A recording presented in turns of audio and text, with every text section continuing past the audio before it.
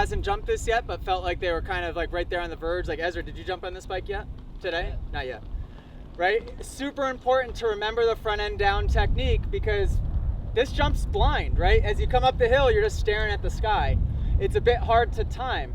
If you know how to case properly, you can do what I just did, which is go halfway, go 3/4. The key is don't live in the 3/4 zone.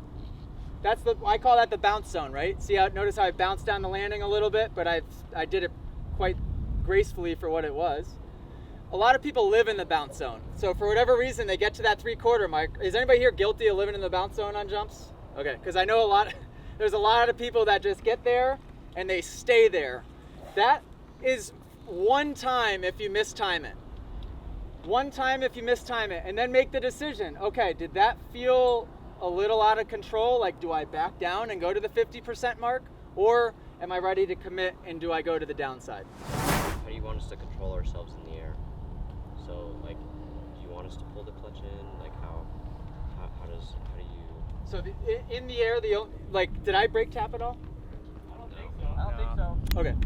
So I did all of that body English, right? I didn't pull the clutch in, I just left the clutch out. If you do brake tap, just make sure that we're pulling the clutch in first. And so if you need to jump 2 or 3 times and just pull the clutch in first, and because that's step 1, figure out step 1 first and then add in the brake tap. And always do the brake tap practice on a small jump, so just jump it halfway. Because you'll also gain confidence in like, oh, okay, how much does this actually pitch me forward? Because I think that's usually people's big fear, is they're like, am I gonna do a front flip when I tap this rear brake, or what happens?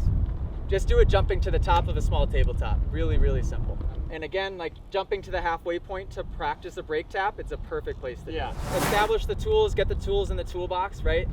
And then I think naturally, just like the speed comes naturally when you figure the technique out, you'll start jumping further because it'll be too easy not to, right? Because jumping is the easiest part. Just most people skip the steps of learning how to do it the right way. They just start sending big stuff for no reason.